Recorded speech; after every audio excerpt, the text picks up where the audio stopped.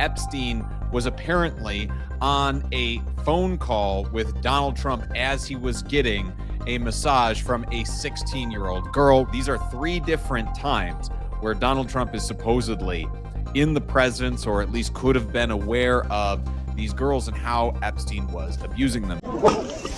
You could help build the only independent news outlet, always on the ground with the people, for as low as 16 cents a day. Corporate media, they've been lying to us for years, and you're going straight to the people. Flint, Michigan. Brooklyn, New York. Government sending one more you to the residents of Chicago. We need as many independent voices as possible, and that's why what you guys do is so important. Covering what the corporate media covers up. Hey, it's JT Cestkowski with Status Coup. New revelations still coming out of the massive amount of files that have been released as part of the Epstein files so far. And that includes a revelation that Epstein was apparently on a phone call with Donald Trump as he was getting a massage from a 16-year-old girl, raising new questions about, again, what did Trump know and when did he know it? And most importantly, why didn't he say anything? This is reporting from the Daily Mail, where they go with the headline, Jeffrey Epstein ordered 16-year-old victim to undress and give him a massage while he was on speakerphone with Trump, newly released file claims. Jeffrey Epstein ordered a 16-year-old girl to give him a massage while he was on the phone with Donald Trump, moments before sexually assaulting her, an FBI memo newly released by the Justice Department claims. In an interview with investigators, the teenage alleged victim said Epstein urged her to hurry, saying, let's go, before climbing onto the massage table as she got undressed. Epstein was speaking to Trump on speakerphone at the time, according to her account. It is unclear from the interview when the call ended or how she knew it was Trump. So some details missing. And by the way, I think too many details in here, probably for a lot of our liking. This is the nature of dealing with Epstein stories. If you have a weak stomach, I apologize. There's going to be a little bit more detail here as we go along. So viewer discretion advised here.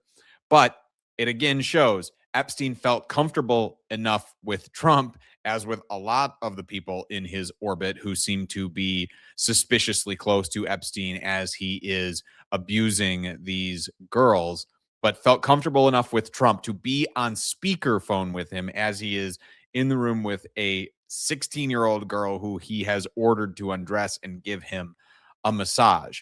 How can you be that open? How can you be on speakerphone, not hear what is going on, not understand what is going on? Now, one thing that I should stress here is that just because this is an interview that the FBI did with someone, that does not necessarily mean that the claims in here are true. The White House is going to deny it here later in the story, as they repeatedly do with all of these accusations. But something to keep in mind is that this is not proven, but it is just another piece of evidence that, again, has been laid out here in the Epstein files, that Donald Trump's timeline as to exactly when he broke off communications with Jeffrey Epstein, if he ever did, and what he knew before he broke off those conversations is relevant. Because if you know that someone is abusing underage girls, you would hope that that person would have the sense of decency to report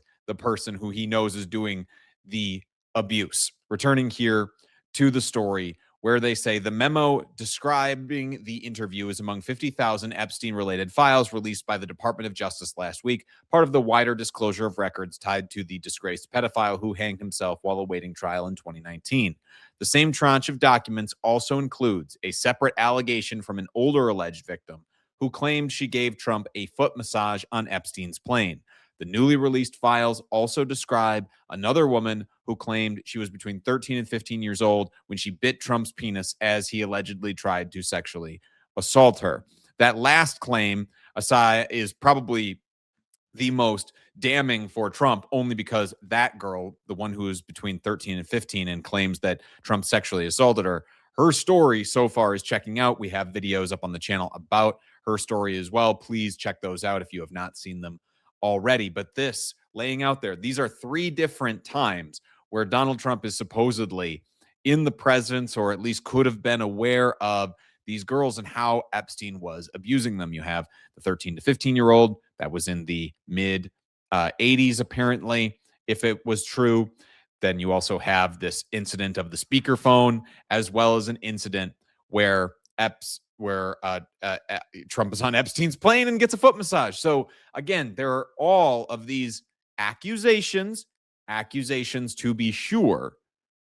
But unless you are going to go through and claim that every single one of the thousands upon thousands of mentions of Donald Trump's name inside of the Epstein files are in no way connected between Trump and Jeffrey Epstein's crimes, I mean, that's a tall order to say that every single one of those is not true. You have to start to grapple with the idea that what did Trump know and when did he know it? The White House is, not surprisingly, denying all of these claims and denied the latest allegations in a statement to the Daily Mail. White House Press Secretary Caroline Leavitt said these baseless accusations from decades ago are backed by zero evidence or facts. Quote, the baselessness of them is corroborated by the fact that Joe Biden's Department of Justice had these documents and did nothing with them because they know the truth. President Trump did nothing wrong. He has been totally exonerated by the release of the Epstein files, while many prominent Democrats have not. A lot of whataboutism there from the Trump administration. I share their assessment that President Joe Biden's Justice Department did not do enough with these files. I think that any person now seeing these files has to be aghast that the Biden administration did not do more with these. But the idea that this totally exonerates Trump is completely ridiculous. Though I do take their point that, you know, there's a lot of powerful people who are named inside of these files, not least of whom include figures like Leon Black, who gave hundreds of thousands of dollars to both political parties. And that connection to some of that donor class might have more to do with why the Biden administration and the Trump administration did not release these files when they had the chance to, even setting aside the credible allegations that are included in these files against Donald Trump. Coming back here to the reporting. According to the FBI, the 16-year-old told investigators she was a junior in high school in 2004 when she met a girl who recruited her to visit Epstein at his New York townhouse. Her first two visits were uneventful, but her third took a dark turn, she said. The victim recalled walking down a hallway, and to the right was the massage room with a bathroom, the document reads. The victim remembered a bathroom with dark marble and bright lighting with the toilet in its own section. Epstein came into the room and was like, quote, let's go, let's go. So again, you have plenty of details in here for the FBI to verify this woman's claims about the layout of the townhouse, etc. But I want to call attention to the timeline here, and that is that she says this happens in 2004. It's in 2003 where supposedly Trump cut ties with Epstein and kicked him out of the Mar-a-Lago club. If that were true, you would expect them to not be on the phone in 2004, but we have other documentation and accounts that they continued to be in touch at least into 2004. So supposedly in 2003, that is when Trump learned that Epstein is, abusing or, really pushing the boundaries with some of the girls out of the Mar-a-Lago club. Some of the masseuses doing getting massage sessions in his own home. And that is what prompts Trump to then kick Epstein out of Mar-a-Lago. That's 2003. This is now a year later, 2004. You already know that he's doing this abuse, and then you're on the phone with him again, according to this girl's account. But we also have other accounts that Donald Trump was also on the phone, at least with Jeffrey Epstein in 2004, because they were having some back and forth over a real estate deal that was happening down in Florida as well. And there's some indications that that may have also been the cause for a falling out. But the timeline here is fuzzy at best for Donald Trump about when did you learn that Jeffrey Epstein was doing all of these sex crimes. Like by 2003, you certainly should have been aware, but you're still talking to him in 2004. And that sets aside the fact that these two men had been friends for years before that. And you're telling me that in all this time, despite Epstein trafficking and abusing hundreds, perhaps thousands of girls, that you're never aware of his behavior at all during this point. And that's not even discussing the birthday book message that, of course, has come to light in much reporting around the Epstein files. Quote, Epstein got on the massage table and was on a speakerphone call with Donald Trump. The victim started getting undressed and they started massaging him. The victim started massaging Epstein's feet and pointed to his back. The memo does not clarify how long Trump, who has strongly denied any wrongdoing with Epstein, was reportedly on the phone with Epstein, or if he was aware of what was going on and with whom. The memo continues. Epstein grabbed her hand and it escalated to the point where Epstein pulled her on top of him. Afterwards, Epstein gave Redacted $300 to give to Redacted. Epstein gave money to Redacted in front of Redacted. Redacted received $300 and Redacted received $300. So on top of this, also, this abuse happening, it's in exchange for money, making this prostitution.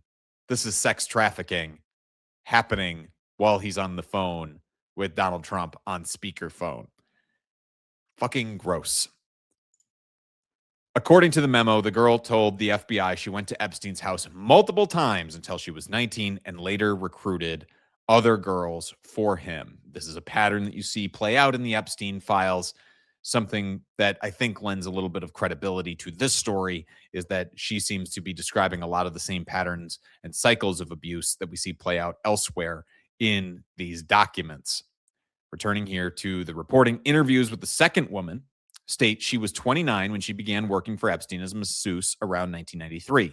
She told authorities she traveled with him for 6 years, including going to his private island in the Caribbean, the document states, and massaged his girlfriends as well as Trump. The document states that she massaged his, meaning Trump's, feet on the plane from Palm Beach to New York. Flight logs from Epstein's plane, dubbed the Lolita Express, show that Trump, as well as his son Eric, flew on a flight dated August 13th, 1995, from Palm Beach to Teterboro Airport, New Jersey. Epstein and his madam Ghislaine Maxwell were on board. It is unclear if this flight is the same flight that the second woman was referring to. So none of this looking particularly good for Donald Trump. You're on the plane a full 10 years getting a massage from Trump's or from Epstein's masseuses, getting a foot massage in these documents. It's backed up by flight logs. Like, a lot of this should have been apparent to Donald Trump that now this woman, granted, 29. Okay, there's nothing illegal about getting a foot massage for someone who is 29 years old. And I mean, hell, for the Epstein files, that is pretty tame to be getting a foot massage from one of Jeffrey Epstein's masseuses as far as the accusations in the files go. But it goes to show that Trump had to have been aware of this. But of course, you don't need to take my word for it or the reporting of the Daily Mail here. You can also just take Jeffrey Epstein's word for it, because as he said in an email in 2019 to Michael Wolff, he said, Trump said he asked me to resign his membership at Mar-a-Lago. Never a member, ever. Of course, he knew about the girls as he asked Ghislaine to stop. So Jeffrey Epstein, in his own words, within the Epstein files here, says that Donald Trump knew.